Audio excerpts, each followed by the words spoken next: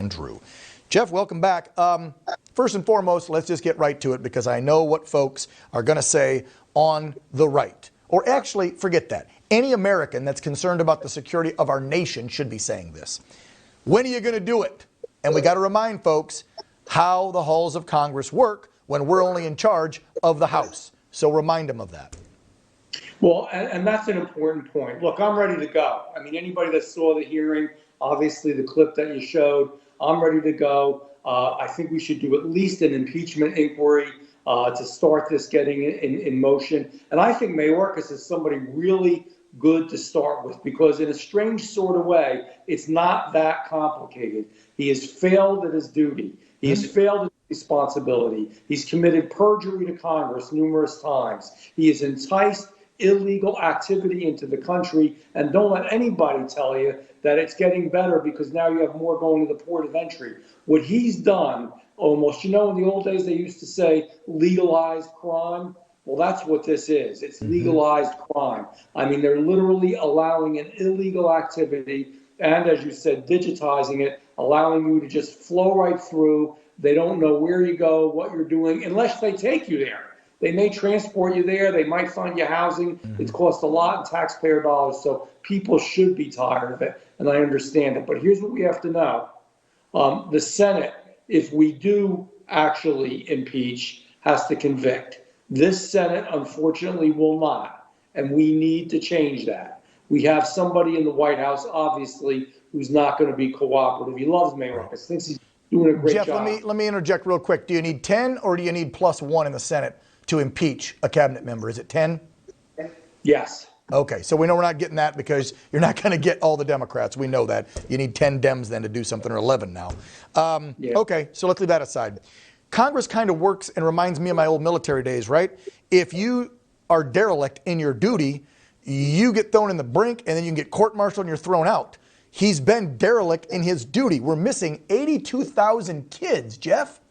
We've got millions of illegals, and thousands of them are known criminals. And yes, just like Trump said years ago, some are murderers and some are rapists. Some, I'm sure, are nice people, but some are not. He's allowed all this to come in and then pile on the fentanyl, and he's made the cartels, at least 2 or 3 of the main ones, from millionaires to billionaires. These are all facts. I don't understand how somebody in their right mind that isn't treating this political would not vote to get his ass out of there. They would. And he lied. He said, the first time he went before us, he said that we had operational control. The next a week later, we don't have operational control. I mean, he's so used to lying. And by the way, he's quite good. Oh, yeah. He just looks straight at you and bald-faced lies. So he has lied before Congress. Remember, he's the guy that also wanted the Bureau of Disinformation. Want to put that in place. And thank God so many citizens cried out against this censorship that he didn't get it. He's a bad man. Well, him and Blinken and all these dudes are all leftovers from Obama, and they all sucked up and did whatever they needed to do so Joe would give them cabinet positions. We know this. It's ridiculous. I want to shift gears on all of the border stuff because there's so much other big things happening on the Hill this week, as you and I were discussing before you came on. There's been so many hearings, so many court cases, so many things. I can't even keep track anymore. But I got to turn to one of the biggest ones of the week, and that, of course, would be the Hunter Biden sweetheart deal that fell apart. Okay?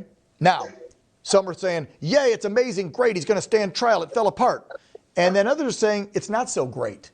And let me explain what I mean. Put the tweet up. This is from an attorney, Mike Yoder. I've had him on before. He's a constitutional attorney. He says this: Hunter's plea deal blowing up is exactly what the Biden admin wanted. He won't stand trial before the election, and since Hunter doesn't have immunity, his case is an active criminal matter, which means any Congress cannot issue any subpoenas to investigate. Is that true now? Because they'll have to wait for the trial. It probably won't happen until late next year. They'll push it, so it can be after the election. And if it's active criminally being investigated, you guys then aren't allowed to subpoena people like him and others to continue the hearings about the Biden crime family and how Joe was peddling his VP position. Is that true? Well, when there's an active investigation, it does absolutely tamp down what you do. However, would it be better if he just got the sweetheart deal? my God, that would be awful. He would just be let go. He should be in jail for 10 years. Yeah. So I think that it's still better than it was. I don't think it's what he wants, because sooner or later, I believe this man's going to go to jail. We still can do a lot of our investigatory work. It limits subpoenas. It does certain things. That doesn't mean that we can't talk to IRS whistleblowers. Okay. That doesn't mean that we can't talk to other whistleblowers. It doesn't mean that we can't have hearings and investigate this. That doesn't mean that we can't try to find out if there's a real link, and we know there is, between businesses that Hunter was involved in and the big guy, which is Joe Biden. Yeah. They've already changed their story, as you know. They used to say he never talked about it with them. Now they say, well, he wasn't involved, or he wasn't part of it. More is going to come out. They're unraveling. I don't think it's all a bad thing. Okay. And this is all we can do. We've got to keep pushing. I did like that the judge set some conditions after the hearing fell apart. We didn't have this in last night's show because it came out a little bit later, but I thought this was great because this would happen to normal folk like you and me, Jeff. So I'm glad that the judge saw this and literally ordered Hunter, while this case is proceeding further, she ordered Hunter, get a job, submit to drug testing, stop using drugs. I know. It was a great line.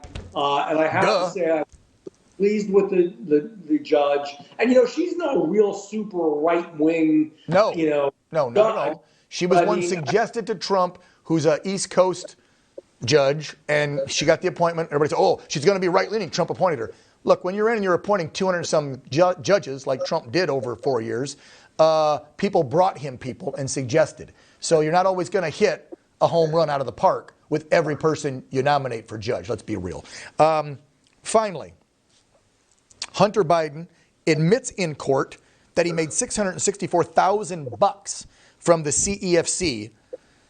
Doesn't that, again, contradict every single thing Joe Biden has said and Hunter about their business dealings, about their relationship, and obviously with what Devin Archer just told you guys on the Hill? His big reveal was, I know JoJo was on at least 24 phone calls or in person. I heard him on speakerphone negotiating these deals with Hunter and these executives, with Burisma in Ukraine and China. I mean, come on. And boy, this is good material for when hopefully that we actually impeach Biden, because this is the kind of thing, colluding with other countries. Yes. Against the best interests of your own nation, and you're the chief executive. That's really serious stuff. So, you know what? You lie so much. When you lie so much, eventually you get actually twisted up and caught up in your own lie. Yeah. That's what's happening. Well, Jeff, this guy's been lying. They're wrapping me up, but I just got to throw this in, and I know you'll nod in agreement because you and I have been around long enough to remember it. Joe had to cancel out of that first presidential bid decades ago because of those first lies about where he went to college, how many degrees, the plagiarized speech he gave. The guy's been lying since day one. It's been 45 years of frickin' lies. Jeff Van Drew, thank you so much for coming on the program. Appreciate you, sir. Always a pleasure. Thank you. Yep. Take care. Straight ahead.